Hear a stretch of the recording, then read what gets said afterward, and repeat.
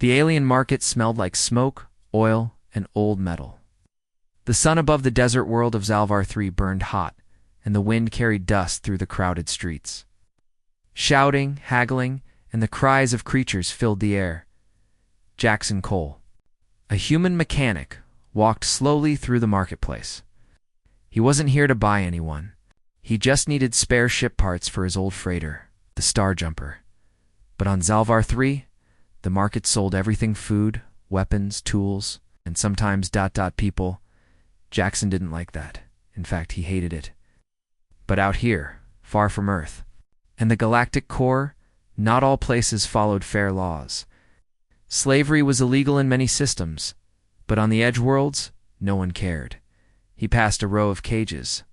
Inside were beings from different planets, some strong, some young, some just scared. But one cage made him stop. A small girl sat quietly inside. She was clearly an alien. Her skin was dull gray with strange wrinkled texture, long thin ears curved downward from her head, and her eyes were closed, sealed with a soft film. She wore a torn gray robe.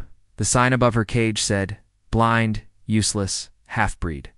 5 credits or less." The auctioneer, a fat, yellow-scaled alien with 3 eyes, laughed as he saw Jackson looking. "She's not much human," the auctioneer said. "Ugly and blind. Worthless. But if you want a pet to talk to, she won't bite." Jackson looked at the girl again. She wasn't moving, just sitting there, hands in her lap, head down. But her breathing was calm. "She got a name?" asked the alien. Shrugged. "Dunno. She was dropped off with other junk. Some trader lost a bet and gave her away." The girl turned her head slightly. "My name is—" "Sorry," she said softly. Her voice was quiet, but clear. Jackson felt something tighten in his chest. This girl wasn't dangerous. She wasn't broken. She had been thrown away. "How much?" he asked. The auctioneer grinned. "For her? Credits? I'll throw in the cage for free." Jackson pulled out a small chip and handed it over. "Keep the cage." The auctioneer pressed a button. The cage opened with a click. "She's yours.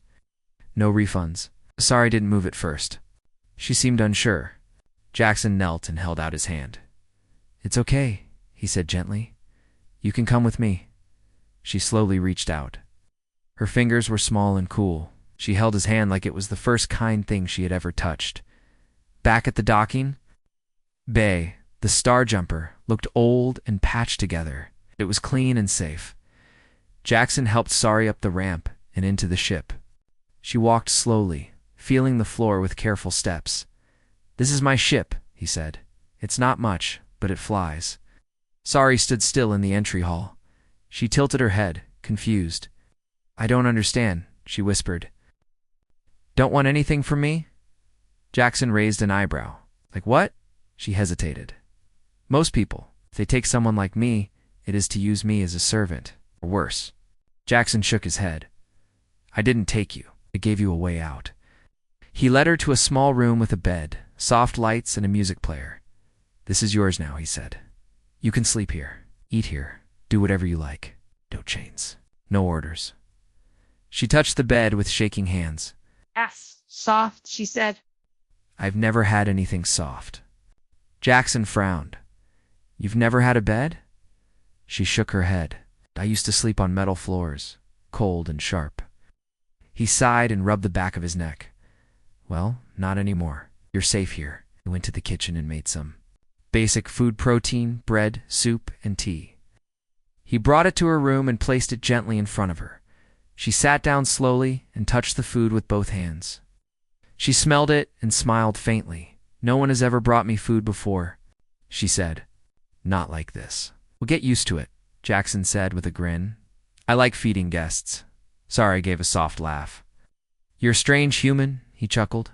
"That's what my ex used to say, too."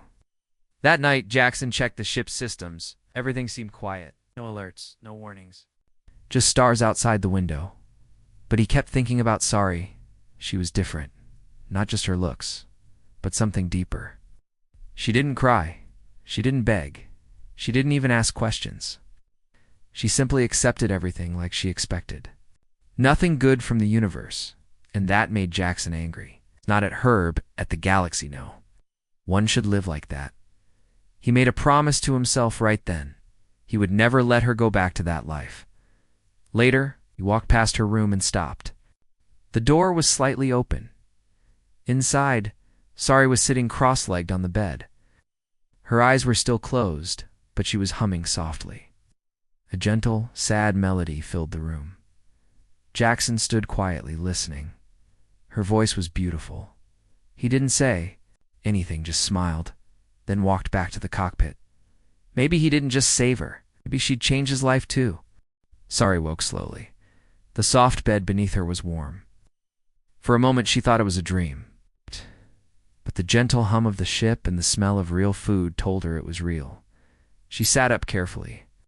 Her eyes were still closed, sealed by the thin film she had been born with. Even now, she didn't know what the world truly looked like. Only sounds, smells, and touch helped her understand where she was. She reached out and felt the edge of the blanket. It was soft like clouds. No chains, no cold floor, no loud voices telling her what to do. Then she heard footsteps. Calm and slow morning, Jackson said from the doorway. Sari turned her head toward the sound. Good morning. I brought you something, he said, placing a warm cup in her hands. Tea. It's not fancy, but it'll wake you up. Sari held the cup gently. You're still being kind to me. Jackson raised an eyebrow. Why wouldn't I be? She didn't answer right away. Then she whispered, most people forget about kindness. Jackson sat down on a small chair in her room. Well, I'm not most people. I'm just a mechanic with a beat-up ship and a soft heart. Sari smiled faintly. A soft heart is rarer than gold in the galaxy. They drank in silence for a while. Then Jackson stood up. Come on, he said. I've got something to show you. Guided her through the ship, letting her hold his arm. They passed through narrow hallways, humming engines, and blinking lights. Finally, they reached the back of the ship-hand empty cargo room. It was quiet. Sari could smell metal and a hint of fresh paint. What is this place? What she asked. Jackson smiled. This is your new room, my ... new room. Yep, he said proudly. I cleaned it out. Added sound walls, voice-controlled lights, and a soft floor you can walk on without shoes. You can sing here, dance here, do whatever you want. She stepped forward, her bare feet feeling the soft surface. She walked in slow, careful steps, arms out for balance. It's big, she said. Big enough for someone who deserves space, Jackson said. She stopped in the middle of the room. Then she turned and asked, Why are you doing this? He shrugged. Because you deserve better. But I'm nothing, she whispered. Blind, ugly, not useful. Don't say that, Jackson said, walking up beside her. You're not nothing. You're someone. You matter. Her lips trembled. No one had ever said that to her before. He knelt beside her. I don't care what others think. You're smart. You're calm. In that song you hummed last night, it was beautiful. Sari touched her chest. That was a lullaby from my people. My mother sang it once, before I was taken. Jackson nodded. Want to hear it? She gasped. You recorded it. Of course. He tapped his wrist device, and her soft melody filled the room. Sari covered her mouth. That's me? Yep. And now it's yours forever. She turned toward him and whispered, Thank you. He smiled. There's more. I got you something else. Jackson returned, holding a small box. He placed it in her hands. She opened it slowly. Inside was a necklace, simple black cord, with a small, smooth stone in the center. What is it? She asked, fingers exploring its shape. It's a touchstone, he said, from Earth. You rub it when you're scared or lonely? I carried it for years, but I think you need it more now. She held it close to her heart. It's warm. It always is, he said with a grin. Later that day, Jackson showed her how to use the ship's voice assistant. Just say, Star Jumper, music, and it'll play whatever you ask. Sari tried. Star Jumper, play music. Soft music. Began to play, strange and peaceful. She smiled. I never knew machines could listen. Well, Jackson said some machines are smarter than people. As days passed, Sari learned more about the ship. She memorized the path from her room to the kitchen, to the engine room, to the front cockpit. She listened when Jackson explained ship parts. She asked smart questions. Her mind was sharp, and she remembered everything. One night, she asked, "Jackson, do you always live alone?" "Pretty much," he replied. "Why?" He shrugged. "I guess people found me boring, or maybe I just didn't fit in." She tilted her head. "You don't seem boring to me." Jackson smiled. "Thanks. You're not so bad either." They both laughed, but not everything was quiet in space far away. In the shadows of asteroid fields, a pirate ship picked up a strange signal. A deep voice growled, "That's the girl." Another voice replied, "The blind one, the traitors." "Mistake? Yes," the first one said. "But not a mistake. She's more than she seems. And now she's with a human. Should we follow?" "Definitely. A rare catch like her. She could be worth a fortune. Or ... a war." The ship changed course, moving fast through the dark. Back on the Starjumper, Sari sat quietly in her room. Holding the touch-dash stone, Jackson entered with a small device in hand. "Hey, I ran your lullaby through the ship's database," he said. Something strange popped up. "What do you mean?" she asked. He showed her the screen. "That melody, it's not just a lullaby. It's part of an ancient code, linked to royal signals from your planet." Her hands tightened. "That can't be. You said your mother sang it?" "Yes. Before I was taken, she said it was special." Jackson looked serious. "Sorry, I think you're part of something important." "I'm just a blind girl," she whispered. "No," he said firmly. "You might be the last daughter of a lost royal line." Sari stood still, her heart raced. Her life had always been dark, small, forgotten. But now, something was changing. "I don't want power," she said. "I just wanted to be free." Jackson nodded. "I won't force you to do anything. But if someone's looking for you, ... we better be ready." I held the necklace tightly, and for the first time, her sealed eyes felt warm, like something inside them was waking up. The cold light of distant stars shone through the thick windows of the Starjumper. Jackson sat at the ship's control panel, eyes scanning the display. He had spent hours searching through every data file he could find about Sari's people. Sari sat quietly nearby, her hands folded in her lap. Her eyes remained closed, still sealed by the strange, a soft film that had covered them since birth. Jackson finally broke the silence. "I found something important." Sari's head turned slowly toward him. "What is it?" He tapped a few buttons and showed her a holographic image of an ancient royal crest. It shimmered with blue light. "This symbol," Jackson said, "belongs to the royal family of your home planet. Your people used to be rulers long ago." Sari swallowed hard. "It's impossible. I was told my family left me behind because I was blind." Jackson shook his head.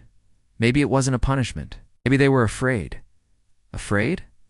Jackson leaned forward. "The data says your eyes weren't really blind. They were sealed, like a lock." Sari frowned. "A lock?"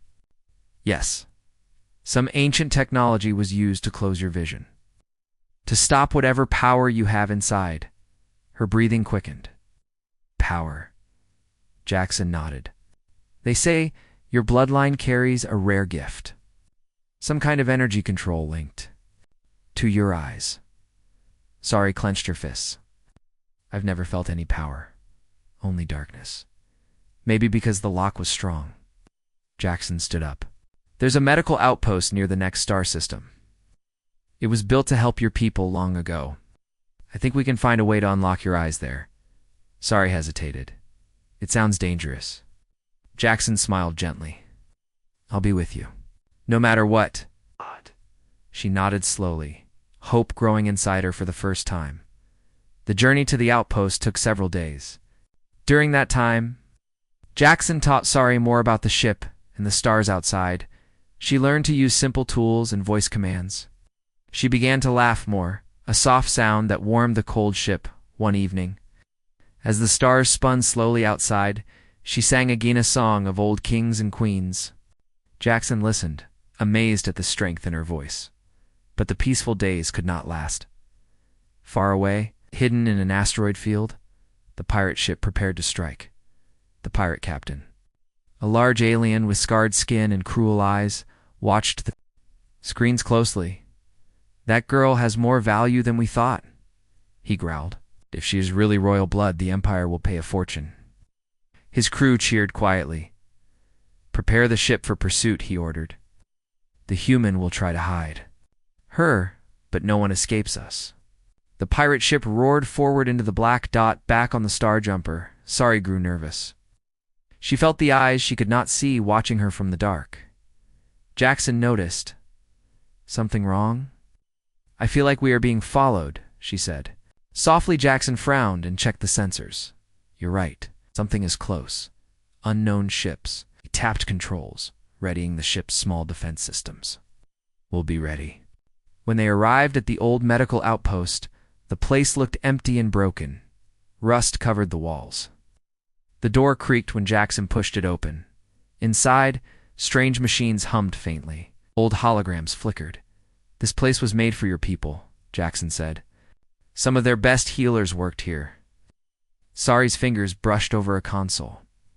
"Maybe they can help me." They started the ancient machines carefully. One scanner began to glow, shining light on Sari's closed eyes. Jackson held her hand tightly. "Are you ready?" She nodded, taking a deep breath. The machine scanned her eyes, sending gentle pulses of light and energy. Suddenly, Sari gasped. "It's painful." Jackson kept steady. "Almost done." After a few minutes, the machine beeped softly. Sari blinked. For the first time in her life, she opened her eyes. Her pupils were bright, shining with silver light. She stared at the room, wide and amazed. Colors flooded her vision, the rusty red of the walls, the soft green of the console lights. Jackson smiled with relief. "You can see." Tears filled her eyes. "I never imagined this." But before they could celebrate, alarms blared loudly. The pirate ship had arrived and was firing on the outpost. Jackson grabbed a weapon and pulled Sari behind a large pillar. "Stay down," he shouted. Sari's heart pounded. The outpost shook from the blasts. Jackson looked around quickly. "There's no way to escape by foot." Sari's new eyes scanned the room. "Wait, these machines... ... She stepped forward, her voice strong. "Activate the defense drones." Jackson blinked in surprise. Sari moved her hands, touching panels and controls with surprising skill. The ancient machines responded, powering up huge mechanical drones hidden in the walls. The drones rose slowly, their metal arms ready to fight. Outside, the pirate ship prepared to board, but the drones opened fire. Powerful beams slicing through enemy fighters. Jackson climbed into the pilot's seat, flying the Star Jumper in tight circles, dodging enemy blasts. Sari stood tall by the control panel, her eyes glowing. She spoke calmly, commanding the drones like an ancient queen. The pirate attackers faltered, surprised by the sudden defense. One by one, their ships exploded or fled. After the fight, Jackson and Sari sat quietly. "Where did that power come from?" Jackson asked, still amazed. Sari smiled softly. "It was inside me, locked away for years. Now I understand I am not weak. I am ... a leader." Jackson nodded. "I'm lucky to be by your side." She looked at him with gratitude. "Saved me, Jackson. Not just from the market, but from myself." He smiled warmly. "And you saved me too." Outside, the stars sparkled, shining bright on two unlikely friends. One blind no more, the other strong enough to believe. The outpost was quiet again. The drones that had defended it now stood still, their lights dimmed. Sari looked at them with wonder. She could feel the power flowing inside her, stronger than before. Jackson was busy checking the ship's systems, making sure everything was ready for the trip home, but his eyes kept glancing at Sari, full of pride and a little worry. "Are you feeling okay?" he asked. Sari smiled softly. "I've never felt better." Her silver eyes shone like stars. In the dim light, they gave her a new confidence. But she also knew something was coming, something big suddenly. The ship's alarms blared. The control panel flashed red. "Unknown ships approaching fast," Jackson shouted. Sari's eyes narrowed. "They are not pirates," Jackson frowned. Who else would come here? Before they could react, a large fleet of sleek warships appeared on the radar. The ships were from the Galactic Empire, powerful and feared by many. Jackson's heart sank. Why would the Empire be here? Sari's voice was calm but firm. Because I am their missing princess. Jackson stared at her. Princess? She nodded. The Empire's leaders have kept me hidden. They feared my power and blindness. But now with my eyes open, I can't hide anymore. The fleet's commander contacted them. Princess Sari, his voice was cold and official. You must surrender. Return with us to the Empire. Sari stood tall. I am not your prisoner. Jackson stepped forward, placing a hand on her shoulder. We won't go without a fight. The commander sneered, then prepare for war. The Star Jumper was small compared to the Empire's warships, but Jackson was a skilled pilot. He flew fast, dodging laser blasts and missiles. Sari sat beside him, her eyes glowing brighter with every passing moment. Use your power, Jackson urged. We need something big to stop them. Sari closed her eyes for a moment.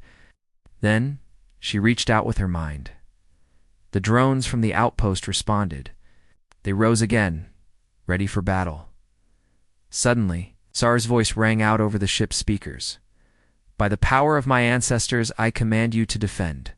The drones moved forward, firing energy beams at the enemy ships. The Empire's fleet was shocked. They had never seen such power from one so young and small. Jackson fired the ship's weapons, hitting enemy fighters. Together, they fought fiercely. The battle raged for hours.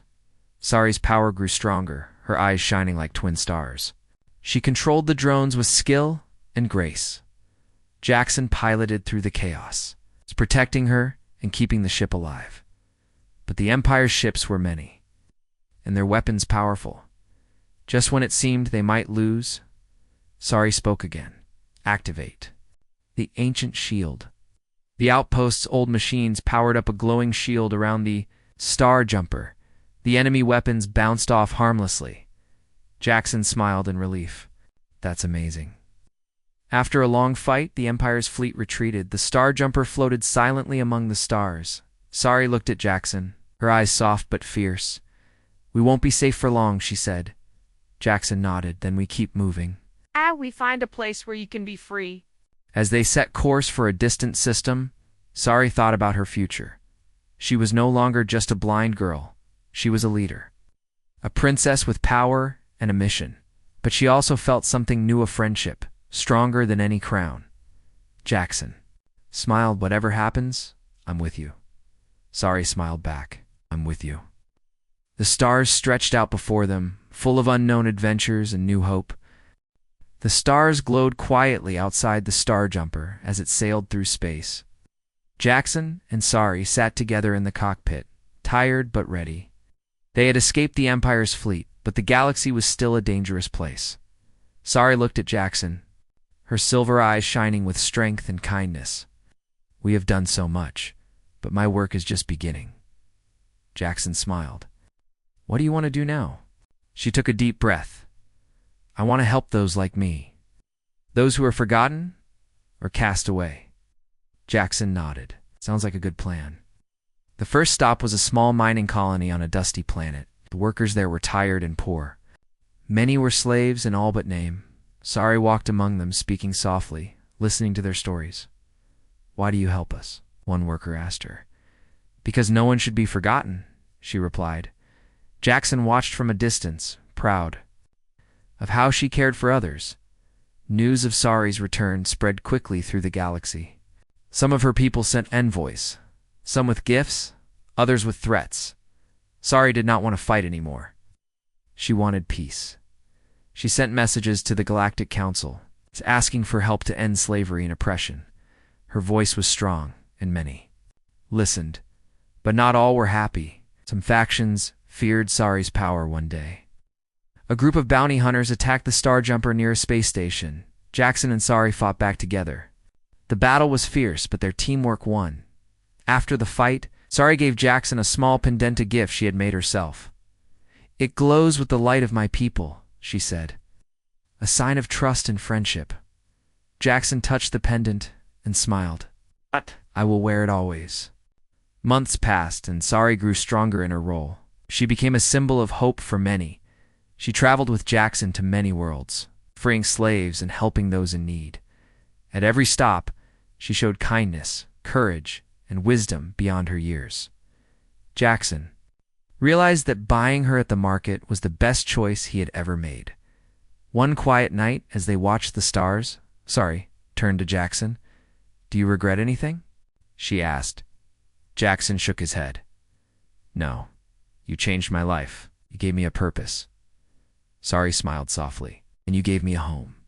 They sat together, two unlikely friends in a vast galaxy, ready for whatever adventures the future would bring.